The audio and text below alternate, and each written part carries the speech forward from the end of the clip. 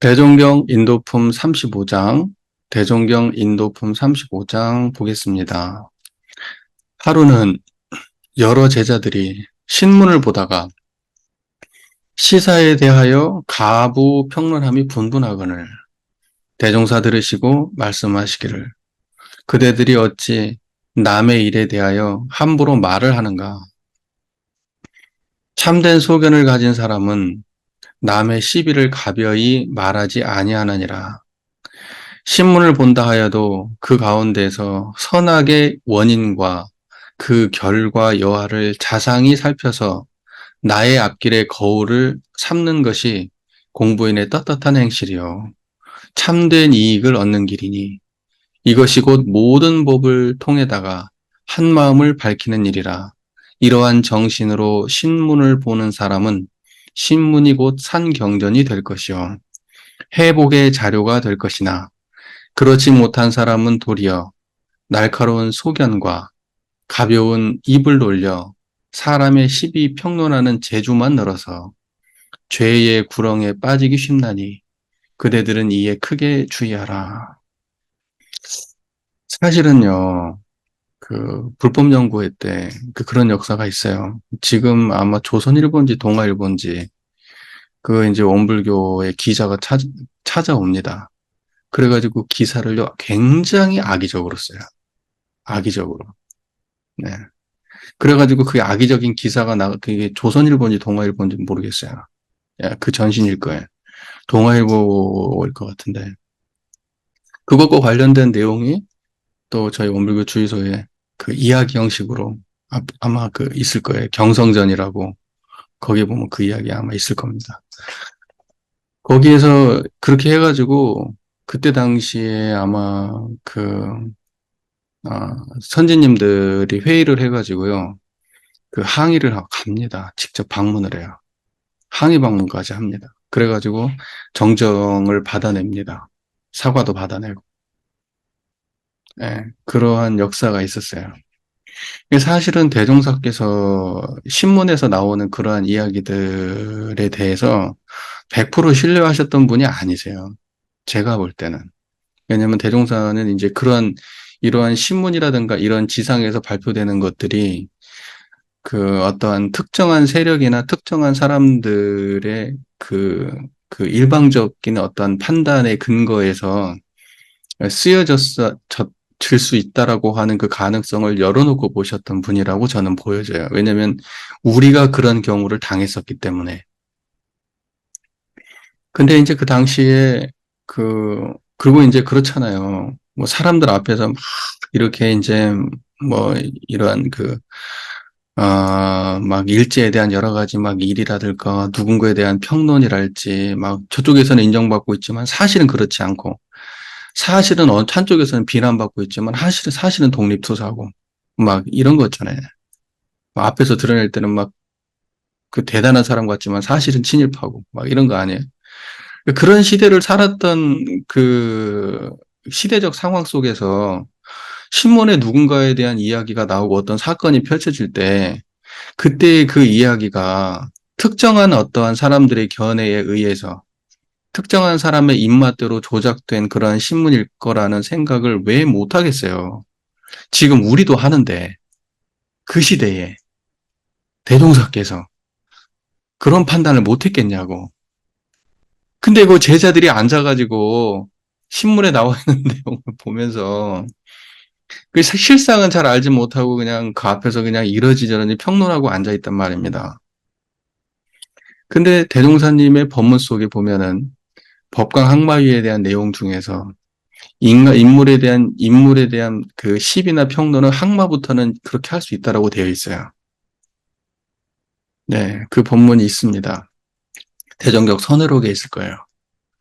그러니까는 자기의 견해를 넘어선 사람들, 자기의 탐진치를 해결한 사람들, 시비 이해에 끌리지 않고 원근 진소에 끌리지 않는 사람들의 평론은 그것은 할 수 있어요. 그 정도 되는 사람들은 그러한 어떤 공부인에 대한 공부평도 할 수 있겠지만 인물에 대한 인물평도 할 수 있는 사람들이지만 그 밑에 있는 사람들은 특정한 견해에 다들 끌려 있어요.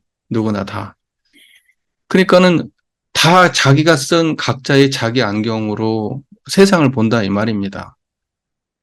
그러니까는 자기 견해에 빠져서 시비 평론을 하고 있지만 그것이 100% 옳다, 100%까지는 아니라도 그것이 옳은지 아닌지 어떻게 합니까? 그런 시대에. 어떠한 정보도 사실이라고 믿기 어려운 그런 시대에. 그러니까 생각해 볼 필요가 있어. 우리도 그런 오해를 당했었고, 우리조차도. 자, 이제 그러한 배경 속에서 사실은 인도품 35장을 보는 것이 바람직하지 않을까. 이제 저는 생각을 합니다. 하루는 여러 제자들이 신문을 보다가 시사에 대해서 가부 평론함이 분분하거늘, 네, 이제 옳다, 틀리다, 이제 이런 이야기가 분분한 거죠. 대동사께서 옆에서 들으셨던 거죠. 네. 그대들이 어찌 남의 일에 대해서 함부로 말을 하는가? 참된 소견을 가진 사람은 남의 시비를 가벼이 말하지 아니하느니라. 자, 보세요. 이때 참된 소견이 뭐예요? 참된 소견. 참된 소견은 원근친소, 시위이해, 생로병사, 흥망성쇠, 이거로부터 벗어난 견해를 가진 사람이 참된 소견을 가진 사람이에요. 특정한 사안에 끌려 있거나 또 기본적으로 태도가 그러한 것들을 타인을 비판하기 위한 비판에서 끝나지 않고 자기에게 보감이 삼으려는 신앙적이고 수행적인 태도, 자기의 문제로 가져오려고 하는 실제적인 수행적인 태도를 가진 사람, 이제 이런 사람들이 참된 소견을 가진 사람인 거예요.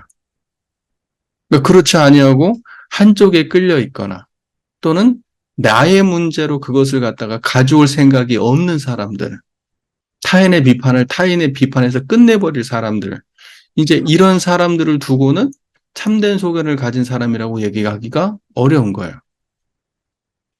그러니까 지금 우리가 참된 소견을 가진 사람인가 아닌가 보면 단순해요. 내가 지금 청정한가? 항상 청정한 마음을 여의지 않고 모든 시비 이해를 대하려고 노력하는가? 원근 친소와 시비에 끌리지 아니하고 내가 지금 원근 친소와 시비를 대하고 있는가? 그러면 그 사람은 참된 소견을 가진 사람이에요. 그리고 그러한 판단이 타인에게만 적용되는가 아니면 나의 삶에 적용하려고 노력하는가? 이게 참된 소견을 가진 사람이라는 거예요. 그런 사람이 얼마나 돼요? 그러니까는 학마 이상이 되지 않는 사람들은 남의 시비에 대해서 함부로 결정적인 말을 해서는 안 된다는 거예요. 자기 자신도 잘 모르는 사람인데, 예, 자기 문제를 해결하지 못한 사람이 남의 문제에 대해서 이렇거나 저렇거나 함부로 시비 평론해서는 안 된다. 그런 얘기죠. 또 이제 이런 거 얘기하면 얼마나 우리가 또 초라해집니까? 예, 저가 얼마나 시비가 많은 사람입니까? 그러니까 대종사님이 이런 말씀이 곳곳에 있거든요. 이야기하고 나면 항상 후회해. 이건 나한테 하신 말씀인데 나도 그렇게 못하는데. 그러니까 설교할 때마다 힘든 거예요. 설교할 때마다. 양심 있잖아, 나도. 그러니까는요, 저는요, 그거 있어요. 다른 건 몰라도 정토하고 예를 들면은 우리 부부싸움 할 때가 있잖아요. 근데 정토하고 이렇게 말다툼을 하거나 이제 막 시비가 해가지고 막 좀 약간 냉전이 흐르거나 이럴 때가 있잖아요. 음. 그러면요, 법회가 다가와요, 점점점. 그러면 법회가 다가오면 어때요? 법회가 다가오면요, 마음의 양심에 짓눌려가지고 내가 먼저 결국 전화해서 내가 먼저 풀어야 돼. 그걸 풀어내지 못하고 법회를 볼 자신이 없는 거예요. 나도 양심이 있잖아. 전화해서. 그래서 우리 정토 입장에서 볼 때는, 우리 교무님이 공부를 잘해서 항상 이런 문제가 발생하면 먼저 풀고, 나는 공부가 부족해서 내가 먼저 이런 이야기를 꺼내거나 이러지 못하고, 항상 능동적이지 못하고, 항상 수동적인 태도로만 이걸 대하는데, 우리 교무님은 항상 교무님 나보다 낮은 거 아니냐, 이렇게 얘기하지만, 사실은 압박에 못 견뎌가지고, 항상 그런 건 아니지만, 진짜 그래요. 그래서 저는요, 법회 보기 전에는 일단은 정토하고 무슨 일 있으면 다 해결을 보고 법회를 봐요. 그것이 해결이 안 된다 하더라도 내가 먼저 풀려는 노력을 하고, 그리고 법회를 봐요. 안 그러면 내 삶이 가식으로 물들 것 같아서, 그래서 못 참겠어. 가식적이잖아. 교도님들한테 마음 공부하라, 청정한 마음 챙겨라, 어? 용서해라, 사과해라, 이렇게 이야기하고. 지인은 막상 문제가 생기면 청정한 마음 놓쳐버리고, 뭐 사과할 줄도 모르고. 예, 그래요. 예. 여러분들은 어떠신지 모르겠습니다. 예, 저는 좀 그래요. 그래서 저는 아직까지는 법회 보기 전에 정토와의 관계를 주로 이제 저하고 안 좋으면 정토 문제이지 뭐 다른 분 별로 없잖아요. 교도님들하고는 다 잘 지내고. 그러니까 이제 혹시라도 정토하고 이제 뭐가 이렇게 의견 대립이 있거나 이제 자주 있는 일은 아니에요. 또 이런 얘기도 맨날 정토하고 싸우는 것보다 그런데 거의 없어요. 거의 없는데 한 번씩 그럴 때가 있으면 법회 보기 전에는 무조건 해결을 보고 법회 봤습니다. 예. 그거 안 보고 법회 본 적은 제 기억에는 없는 것 같아요. 이게 불편해서 안 돼. 자, 좀 말이 샜고요. 참된 소견을 가진 사람은 남이 시비를 가벼이 말하지 아니하나니라. 예, 그 잣대의 참된 소견이라고 하는 것은 막연한 이야기가 아니다. 그것은 우리의 청정한 이론상을 모시고 수행하는 사람, 예, 그야말로 삼대력을 얻기 위해서 신앙의 표본을 그대로 모시고 하는 그러한 사람, 시비 이해에 끌리지 않으면서 시비를 바로 세워서 나의 삶에 적용하고 세상에 적용하려고 하는 그러한 재중의 그, 마음이 있는 사람. 예, 그러한 사람이야말로 참된 소견을 가진 사람이죠. 예, 그런 사람들은 남의 시비 함부로 말하지 않는다. 가볍게 말하지 않는다. 가볍게. 가볍게가 뭐예요? 가볍게. 가벼이. 가볍다는 것은 뭐냐면 아무 생각 없이, 아무 무게감 없이, 그냥 술안주거리 정도로 생각하는 거예요. 술안주거리 정도로. 예, 세상에 요즘에 뭐, 뭐 연예인들 이야기 나오고, 뭐 정치인들 이야기 나오면 사람들 다 술안주거리 아닙니까? 만져가지고. 그 사람들 씹는 재미로, 그 사람들 씹는 재미로 이제 대화하는 거 아니에요? 그러니까 그러한 식으로 하지 말라는 거예요. 다룬다고 하더라도 가볍게 다루지 말고, 진지하게 다룰 수는 있을 거예요. 나는 여기서 가벼움이라는 표현을 굳이 대종사께서 쓰셨던 이유가 있다고 봐요. 가볍게 다루는 것과 진지하게 다루는 건 다른 거예요. 가볍게 다루는 건 그냥 자기네들끼리 진짜로 나하고 아무 상관없는 사람들, 저 나쁜 놈들 그냥 그러고 끝나는 것이고, 무겁게 다루는 것은 그것을 나의 삶의 보감 삼을 태도를 가지고 다루는 거예요. 음. 그리고 지금 그 타인에 대해서 그 사람이 가진 인생의 무게가 있잖아요. 내가 나의 삶의 문제를 다룰 때는 내가 무거운 거예요. 나의 흥망성쇠야 시비의 문제를 다룰 때는 나한테 무겁잖아요. 그러니까 내가 나의 문제를 다루듯이 그 사람의 문제를 다룬다면 그건 가볍지 않을 거예요. 이게 그 사람한테 어떠한 무게감이 있는 사건인지를 이해하면서 그 문제를 다룬다면, 그런다면 그건 가볍지 않을 거예요. 그런데 우리는 절대 그렇지 않아요. 진짜 가볍죠. 그야말로 씹다 버리는 정도 수준이죠. 뭐 개만 키우고 말만 말고, 누가 나의 문제에 대해서 그렇게 생각한다고 하면 받아들일 수 있겠어요? 그러니까 키만 키고 말만 말고. 음. 자, 신문을 본다 하여도 그 가운데 선악의 원인과 그 결과 여하를 자상히 살펴서 선악 원인과 결과, 선악의 원인과 결과를 자상히 살펴서 내 앞길에 거울을 삼는 것이 공부인의 떳떳한 행실이요. 전제가 공부인이잖아요. 네. 우리가 공부인이라면 이렇게 해야 되는 거고, 공부인이 아니니까 가벼운 거고, 함부로 하는 거고, 참된 소견이 없는 거예요. 공부인이라면 가볍지 않아요. 다룬다 하더라도. 왜냐하면 나에게 보감이 되니까. 그래서 대종사께서는 이 내용을 보면 이런 거잖아요. 신문을 보면서 선악의 원인과 결과를 자상히 살펴서, 자, 이 말을 놓고 보면은 대종사께서 판단하지 말라는 뜻은 아니에요. 그 사람들이 이거 보면은 판단을 중지하고 전혀 다루지 않음으로써 대종사의 본의가 있는 곳으로 남의 시비를 가벼이 말하지 말라는 말을 그렇게 이해할 수 있어요. 그런데 그러한 이야기가 아니라니까요. 대종사께서는 다루지 마라. 시비를 말하지 마라가 아니라 가볍게 다루지 말란 얘기예요. 가볍게. 뭔 말인지 이해가 되시죠? 그걸 우리는 분별하지 않는다고 하면은 바보 멍충이 되라고.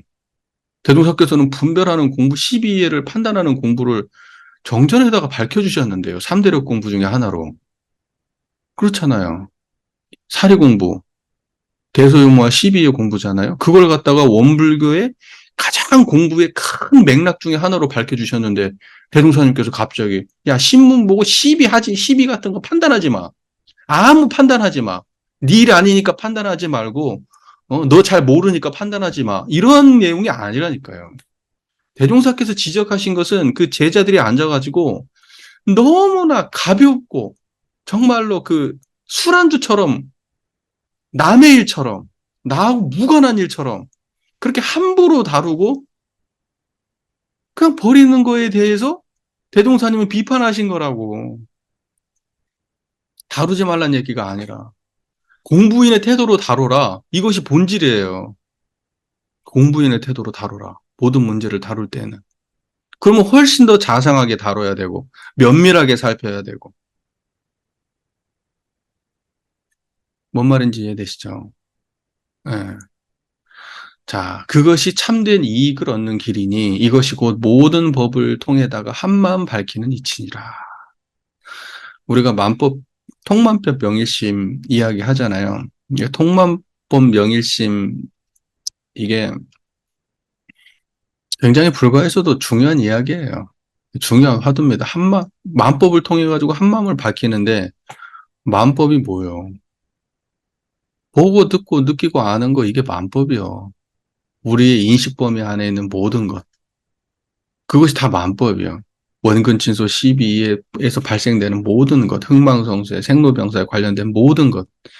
이제 이런 게 다 만법인데 이러한 모든 것들을 통해서 결과적으로는 어디로 활용되어야 되느냐? 나의 수행에 활용되어야 돼요. 그 모든 게. 또는 그러한 모든 것이 나의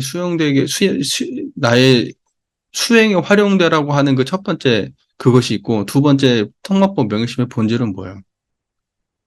만법의 본원을 보는 거예요. 그것이 통만법 명일심이에요. 한마음 밝히는 거예요. 우리가 볼 때도 이 마음이 밝아지잖아요. 들을 때도 이 자리가 밝아지는 거. 말할 때도 이 자리가 밝아지잖아요. 그게 통만법 명일심이라는 거예요. 그것이 그렇고 방법론적으로 따지면 우리가 어떠한 상황을 경험하더라도 그것은 다 나의 문제로 가져와서 나의 시비를 밝히는 데 활용하고 내가 실천하는 기준으로 삼는 데 활용하라.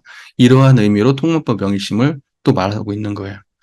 자, 이러한 정신으로 신문을 보는 사람은 신문이고 산경전이 될 것이요 회복의 자료가 될 것이나 그렇지 못한 사람은 앞에서 말한 남의 시비를 가벼이 말하는 사람, 참된 소견이 없는 사람, 공부를 하지 않는 사람, 그러한 모든 걸 자기 공부로 삼지 않는 사람, 이러한 사람은 도리어 날카로운 소견과 가벼운 입을 놀려 사람의 시비 평론하는 재주만 늘어. 재주라고 했어요. 죄의 구렁이에 빠지고 싶나니 그대들은 이에 크게 주의하라. 봐보세요. 그래서 사람들이 생각해. 재주하고 지혜가 다른 거예요. 12해를 우리가 많이 판단하게 되면 지혜가 늘 것 같잖아요. 근데 대종사께서는 뭐라고 말씀하셨어요? 재주라고 말했다고. 재주. 똑똑한 것은, 그래서 제가 말하는 거예요. 똑똑한 건 재주지 지혜가 아니에요. 뭔 말인지 이해가 되세요? 예. 12분별을 잘하는 것은 재주지 지혜가 아니라니까요. 지혜는 뭐냐면 그것을 나의 삶으로 활용할 때 그게 지혜 있는 사람이에요. 12가 나의 삶과 무관하면 재주예요. 뭔 말인지 이해되시죠? 12가 나의 삶과 무관한 시비를 밝힌다 그러면 그건 재주 있는 사람이야. 지혜 있는 사람이 아니에요. 그리고 시비가 드러나는 자리를 못 보고 시비만 보면 그건 재주예요. 시비를 넘어서는 자리에서 시비회를 볼 수 있을 때, 시비회의 분별이 없는 자리에서 시비회를 드러낼 수 있을 때가 지혜지, 분별 없는 자리는 모르고 시비만 보면 그건 재주라고 하는 거예요. 철저하게 지혜는 시비에 드러나기 전에 있는 이 청정한 자리가 그게 지혜 자리예요. 그러니까 이 지혜를 발현하지 못한다면, 그리고 분별만 있다면 그것을 보고 재주라고 하는 거예요. 그 사람들은 대부분 보면은 재주를 지혜라고 착각해요. 말 잘하고, 똑똑하고, 지식이 많고, 음, 이러면 그것을 지혜라고 착각한다고. 거의 대부분의 사람들이 다 그럴 거예요. 뇌생남이라고 하잖아요. 뇌생남. 근데 그건 재주지 지혜가 아닙니다. 예. 지혜 있는 사람은 시비이해를 초월할 수 있어요. 그것이 지혜예요. 자기 안에 탐진치를 해결할 수 있어요. 그게 지혜예요. 아무리 자기가 시비에 빠삭하다 그래도 시비에 끌립니다. 자기 삶에서는. 음, 무슨 말인지 아시겠죠? 네. 자, 그래서요, 대종경 인도품 35장의 말씀을 총체적으로 한 번 더 정리를 드리자면, 일단 다 말씀은 드렸지만 정리를 드리자면, 대종사께서는 인도품 35장을 통해서 시시비비를 가리지 마라라는 뜻의 법문을 하신 것이 아니라, 남의 시비를 말하지 말라는 뜻으로 하신 말씀이 아니라, 참된 소견으로, 공부인의 태도로, 지혜적인 견해에서 자기 삶에 활용하고 자기의 삶에 구현하려는 태도로, 그러한 가볍지 않은 무거운 태도로, 떳떳한 태도로, 이렇게 대종사께서는 십이분별에 대해야 된다라는 말씀으로 인도품 35장을 해주신 것입니다. 네, 그래서 인도품 35장을 오해하시면 안 됩니다. 네, 분별하지 마라. 이렇게 오해하시면 안 돼요. 그 생각보다 많은 분들이 공부를 좀, 그, 어설프게 한 분들이 두 부류가 있는데, 하나는 12만 밝히는 사람들이 있어요. 그러니까 많이 알고 잘 분별하고 똑똑하면 그게 공부인 줄 착각하는 사람들이 있어요. 네. 그리고 두 번째는 어떤 사람들이냐면 분별 없는 것이 공부인 줄 알아요. 분별 안 하고 안 하고 분별 안 하고 안 하고 안 하고 무슨 문제가 생겼는데 분별하지 않아야 된다는 거예요. 이것이 공부인 줄 알아요. 이 둘 다 변견이에요. 한쪽 주변적 견해에 치우친 거예요. 대종사께서 인도품 35장에서 12회를 분별하지 말라는 식으로 말씀하셨으면 그건 대종사께 변견을 말씀하신 거예요. 대종사께서는 철저하게 양변을 다 수용하는 입장을 말씀하신 겁니다. 분별하지 말란 얘기가 아니라 가볍게 분별하지 마라. 떳떳한 소견을 가지고 분별해라. 자기 삶에 활용할 공부적 태도를 가지고 분별해라. 분별을 더 자상하게 해라. 더 면밀하게 해라. 원인과 결과까지 다 봐라. 이렇게 하신 거예요. 예, 오해하지 않고 인도품 35장을 보셨으면 좋겠습니다. 여기까지 하겠습니다. 아까 좀 전에 말씀하셨던 그분은 그래도 자기가 이렇게 막 많은 말을 뱉어놓고, 이제 그것이 자기한테 다 족쇄가 되어서 돌아왔다는 사실을 인지했잖아요. 그러니까 그것이 이제 자각하는 자기 삶에 적용을 했다는 거야. 내가 뱉은 말이 나에게 돌아왔다는 건. 그러니까 그런 사람은 양심이 그래도 있는 사람이에요. 그리고 개선의 여지가 있는 사람이고 공부심으로 받아들인 거야. 그러니까 다음번에는 조심하게 된다는 거잖아요. 그런데 세상에는 그렇지 못한 사람들 많아요. 엄청 심각해. 자기는 완전 무결한 사람이야. 완전 무결한 사람이라고. 죄 한 번 짓지 않은 사람이야. 그러한 태도로 일방적으로 저쪽은 잘못했어. 나쁜 놈들이야. 잘못해서 나쁜 놈들이야. 교단을 말아먹은 놈들이야. 이렇게 이야기하시는 분들도 있어요. 예, 그러니까 그런 거 보고 있으면, 이제 저런 걸 두고 대종사께서 하신 말씀이겠거니 생각이 들어요. 교모님 말씀하시는 것도 되게 중요한데, 그 입장이 안 돼 보면 누구도 쉽게 판단 못 하거든요. 정선종사께서도 그 역사를 이야기할 때, 그때 그 사람이 가진 신경과 그 시대의 상황과 이런 것들을 다 봐야 그게 역사를 바로 아는 것이지, 그거 무슨 날짜나 연대나 이런 것만 안다고 그거 아는 거 아니다. 그러니까 그 시대를 살았던 사람의 심경을 볼 수 있어야 되는 거죠. 그 위치에 놓인 사람들의 고뇌가 읽혀져야 되는 거예요. 그래야 그 사람이 사람에 대한 시비평론이 함부로 되지 않을 수가 있는 거지. 그러니까 그렇게 생각한다고 하면 진짜 쉬운 일이 아니에요. 그러니까 저도 갈수록 그게 쉽지 않아지더라고. 시간 지나니까 괜히 후회되고, 이런 고민들이 있었을 텐데, 이런 고민들이 있었을 텐데, 이제 이런 것들을 내가 다 골고루 보지 못하고, 한편에 치우쳐서 나의 입장에서 옳다라고 생각하는 거, 사회 보편적 적용해서 옳다고 생각하는 것만 일방적으로 이야기하고 했던 건 아닌가. 내가 지금 내 이야기에서 지금 고려되지 않은 부분이 많이 있는 게 아닌가라는 생각이 드니까 좀 부끄러워지기도 하고 조심하게 되고. 근데 그런다고 해서 만약에 또 다시 그런 문제가 나오면 그럼 입 다물고 있을 건가? 또 이런 생각도 해봐요. 예. 참 그게 쉽지 않은 것 같아요. 아까 전에 저희가 공부할 때 이제 대동사께서 이제 그 남의 시비에 대한 이야기, 항마는 돼야지 가능하다라고 했던 본문이 있어요. 제가 읽어드릴게요. 대종경 선회록의 재생의세장 5절에 이렇게 있는데, 항마에만 되더라도 육군 동작이 전부 법으로 화함으로 결정적 서원을 세울 수도 있고, 또 3계의 스승이 되는 첫 자격이 되므로 남의 시비를 평론할 수도 있고 결정적인 말을 할 수도 있으나, 이렇게 돼 있어요.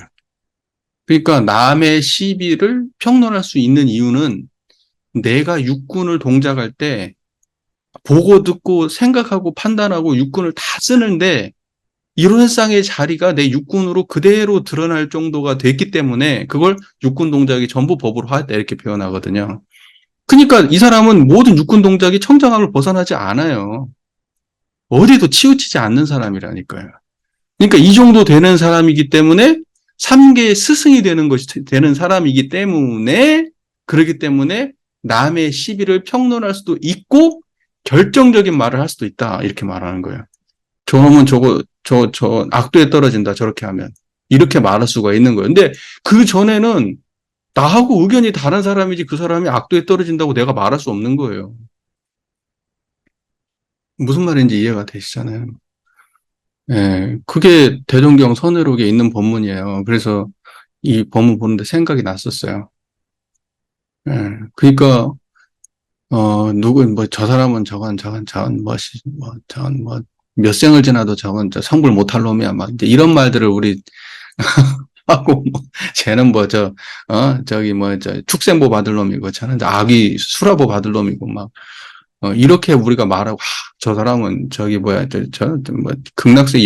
극락생활 할 사람이고, 저 사람은 해탈했고, 저 사람은 열반에, 저 사람은 항마했고, 이러한 소리를 함부로 하면 안 된다고. 나쁜 얘기뿐만이 아니고, 예? 뭐 해가지고, 일 하나 해가지고 조금 잘하고, 그냥 그 위기를 잘 넘겼다고. 저분은 항마했다고. 아니, 도대체 법문을 읽는 거예요, 안 읽는 거예요? 그런 얘기가 원불교 흔해요, 흔해. 그게 결정적인 말이에요. 그런 걸 보고 결정적인 말이라고 하는 거예요. 그런데 얼마나 봐서 그걸 공부를 자기가 얼마나 해봤길래 어느 정도 수준이길래 그 사람이 항마했다고 말해요. 그 하나의 상한에 대해서 극복했다고. 그렇게 따지면 세상의 모든 사람들이 살면서 정말 위기 상황 한 번씩은 겪었고, 정말 어려운 상황은 다 극복했다고. 그럼 항마 못할 사람이 누가 있냐고, 세상에. 대학 입시 공부하고 있는 친구들 스카이 못 가고 일반 지방대학 갔다 하더라도 그 애들이 3년을 버텨낸 거, 그것만 가지고도 항마했다고 말할 수 있어요. 남자들 군대 가가지고 복무하고 나오면 항마했다고 말해야 돼. 애 키워가지고 부모가, 애 키워가지고 유치원 보내고 초등학교 졸업시키면 항마했어, 다 부모들 다. 정말 갖다 붙여도 가지가지 갖다 붙여요. 뭔 말인지 아시겠죠? 그렇게, 예를 들면 공부를 했다는 평도 그렇게 함부로 해. 그러니까 법의 등급도 그렇게 항마도 안 되는 사람들이 앉아가지고 법의 등급을 하고 앉았으니까 이 모양이 되는 거예요.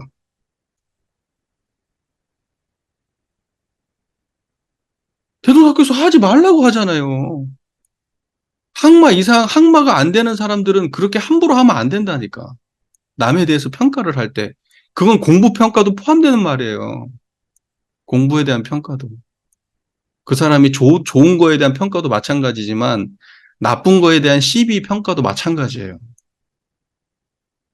자기가 그 정도 공부 안 되면 결정적인 말을 하면 안 돼요. 그걸 공부 삼을 수는 있지. 나의 삶에 공부는 삼을 수 있겠지. 하지만 결정적인 말을 하면 안 돼. 오만한 거요. 예. 그걸 보고 증상만인이라고 그래. 증상만인. 자기가 아는 걸로 꽉 안다고 생각하고 오만한 사람. 뭐 이야기가 이제 이런저런 이야기로 샜습니다만 뭐 이야기의 본질은 뭐 다들 잘 아실 것이고. 예. 모든 상황이 나의 마음 밝히는 대로 내 공부하는 대로 돌아오지 않는다 그러면 우리의 시비는 전부 다 가벼운 재주에 불과합니다. 예, 그것만 하나 명심했으면 좋겠습니다.